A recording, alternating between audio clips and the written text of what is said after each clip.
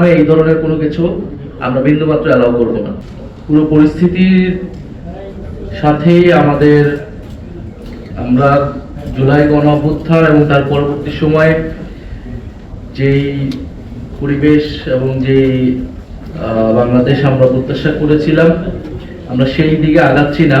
এটা আমাদের জন্য দুর্ভাগ্যজনক, এবং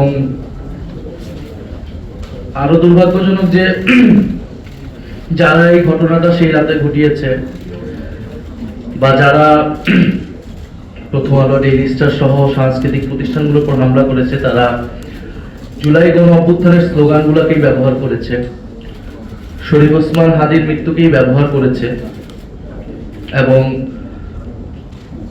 আমাদের স্লোগানগুলোকে ব্যবহার করে তারা সেখানে আক্রমণ করেছে এবং সেটার পক্ষে সম্মতি তৈরি করেছে। এই ঘটনার পরে আমরা বলেছি যে এটা সরকারের ভিতরের একটা অংশের এখানে সংশ্লিষ্টতা রয়েছে। সমাজে এটার পক্ষে সম্মতি তৈরি করা হয়েছিল অনেকদিন ধরেই, এবং এটা বাংলাদেশের একমাত্র স্মার্ট সিটি বসুন্ধরা এখন আরো নিরাপদ, আধুনিকতায় আরো এক ধাপ এগিয়ে। একটা রাজনৈতিক ব্যাকআপও আছে। এই তিনটা ঘটনা একসাথে না ঘটলে এত বড় সাহস সেই রাতে পক্ষে করা সম্ভব হতো না, এবং যে খুব বেশি মানুষ, এটা কয়েক হাজার মানুষ গিয়ে এটা ঘটিয়েছে এরকমও না। ফলে পুরো ঘটনাটাই পরিকল্পিত ছিল। শরীফ ওসমান হাদি, তার একটা অ্যাক্সিডেন্ট হতে পারে, এবং হওয়ার পরে কি কি ঘটনা ঘটানো হবে বাংলাদেশে, এটার একটা চক্রান্ত পরিকল্পনা আগে থেকেই তৈরি হয়েছে। কারণ ঘটনাগুলো দেখে আমাদের কাছে এটাই মনে হয়েছে।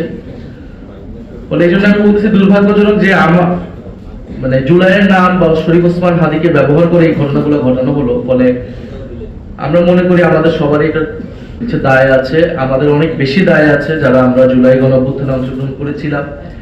ব্যক্তিগতভাবে আমি তথ্য মন্ত্রণালয়ের দায়িত্বে ছিলাম, এবং আমাদের জন্য আরো দুর্ভাগ্যজনক আজকে যে আমরা শব্দটা ব্যবহার করছি, মব ভায়োলেন্স, এই শব্দটার সাথে প্রথম দিকে আমি একমত হতাম না, বা আমরা এটার বিরোধিতা করতাম।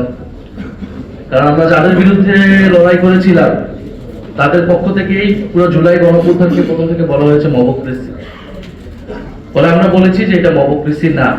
আমরা অনেক কিছু বলেছি, গণ অভ্যুত্থান, বিপ্লব পরবর্তী পরিস্থিতিতে দেশে অনেক কিছু হয়, পুলিশ নাই, মানুষের অনেক ক্ষোভ, 16 বছরের পুঁজিবিত ক্ষোভ।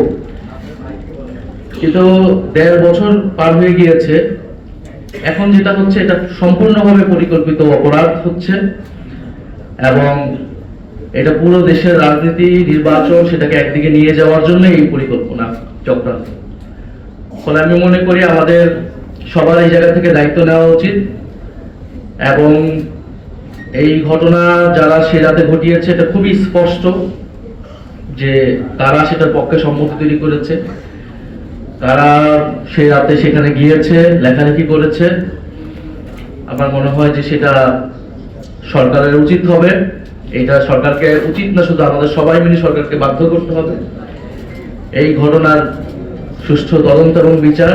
একই সাথে শরীফ ওসমান হাদিকেও যারা এইভাবে গুলিবিদ্ধ করলো প্রকাশ্য, ঢাকা শহরে একজন এমপি পদপ্রার্থী এবং জুলাই গণ অভ্যুত্থানের মুখ, সেই বিষয়টাকেও আমাদের সুরাহা করতে হবে।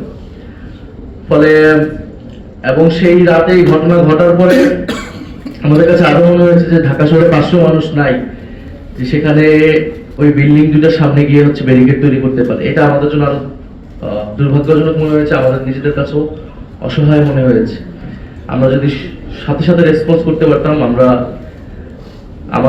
আমাদের জায়গা থেকে তো আসলে যখন পুলিশ কাজ করে না, আমাদের জায়গা থেকে তো দায়িত্ব ছিল নাগরিক হিসেবে। ফলে আমরা চেষ্টা করেছি, এবং সবার প্রতি এই আহ্বানটাই থাকবে যে জুলাই গণ অভ্যুত্থানের নামে এই ধরনের কোনো কিছু আমরা বিন্দুমাত্র অ্যালাউ করব না, এবং কোনো কিছুর নামেই এই ধরনের ঘটনা, মিডিয়ার উপর আক্রমণ, প্রতিষ্ঠান ভাঙচুর, যেটা আইনের শাসনকে ব্যাহত করবে, এরকম কোনো কিছুর পক্ষে যারা বা সম্মতি তৈরি করবে তাদের বিরুদ্ধে আমাদের ব্যবস্থা নিতে হবে। ধন্যবাদ।